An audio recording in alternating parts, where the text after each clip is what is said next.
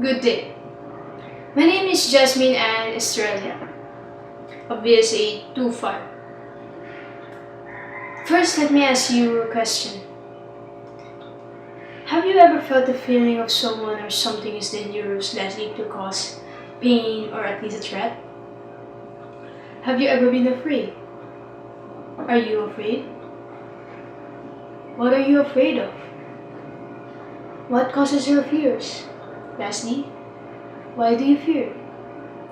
If you ask these questions to people, some of them will say, well, I ain't afraid of nothing. I ain't afraid of nobody. I ain't afraid of nothing. So let me break it to you that we are all frightened. Anxiety is fear, jealousy is fear, greed is fear, eating is fear, drinking is fear, drugs are fear, rage is fear. Everything that surrounds us is fear.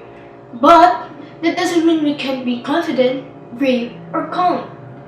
Fear is a gut feeling that you have when you are in danger, when something bad might happen, or when a particular thing frightens you. Fear is doubt that causes you to tremble because you foresee the future or you experience something alike that didn't end well. Fear is some kind of a cage that goes against your free will. We can never be free as long as the matter of fear lives in our hearts and mind.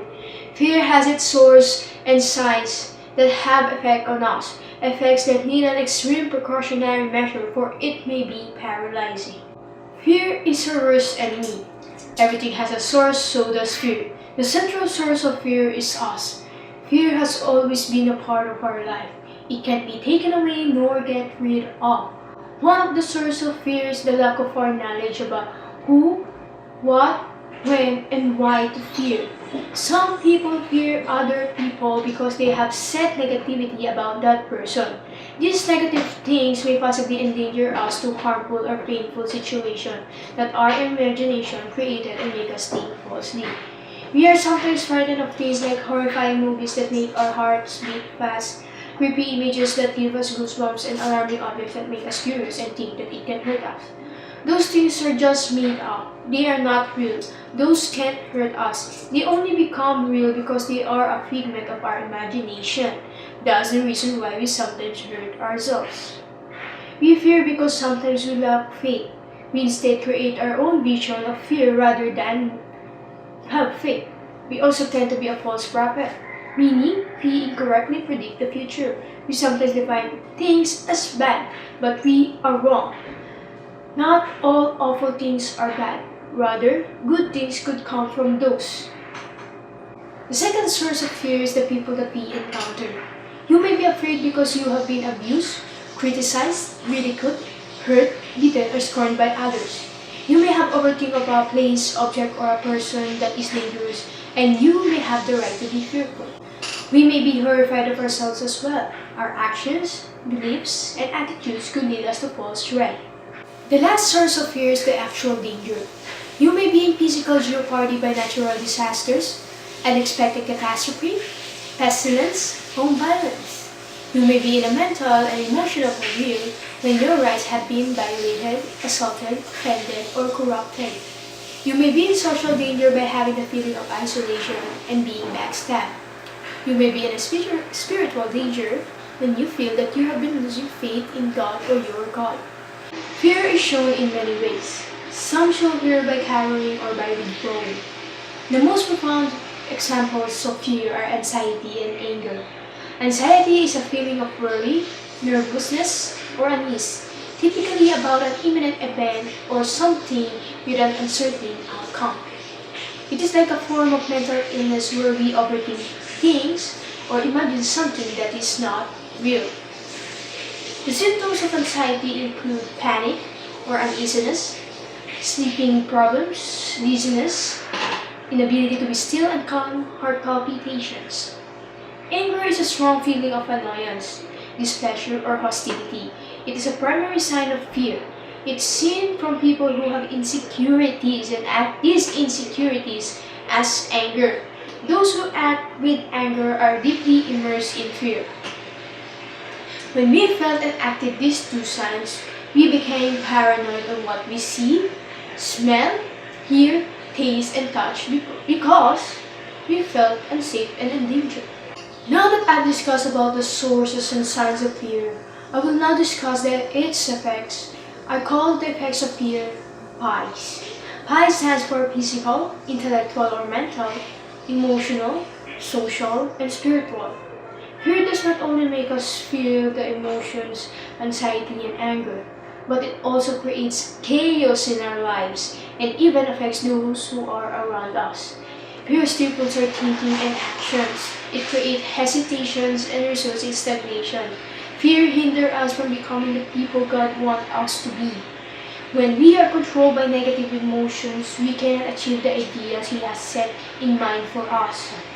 Fear can drive people to destructive habits. Some people became a slave to such things such as drugs and alcohol to numb the pain of irritation for artificial relief or pretentious happiness. Fear steals peace and contentment. We tend to always be afraid that we became pessimistic and delusional. Fear creates doubt.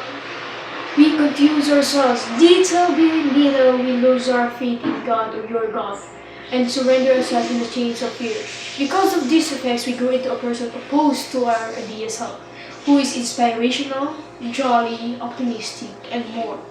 These effects can result to paralyzing fear, which can either paralyze you or you paralyze it. Living in fear alone can paralyze you. It can be disruptive to our body and soul, no real freedom for fear of death, pain, loneliness, and poverty despite having wealth and power. We tend to live in the past or in the future, no real peace and contentment with life. We always feel that there is not enough despite having prosperity and supremacy. Life seems to be a constant struggle and is stressful.